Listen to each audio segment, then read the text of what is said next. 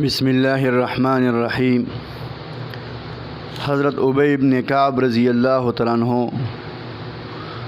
ته نبی علیہ الصلوۃ والسلام فرمائی آیا تا ته داسې یو صورت وښیم چې هغه سي صورت نه په تورات کې نازل شوی دی او نه په انجیل کې او نه په زبور کې او نه په قرآن کې د هغې په شان بل صورت شته.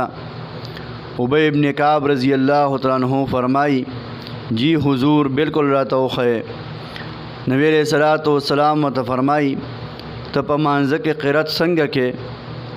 ابی بن کعب رحمه الله رضی اللہ تعالیٰ عنہ ورته سورۃ فاتحه واوروله وی داسې کوم.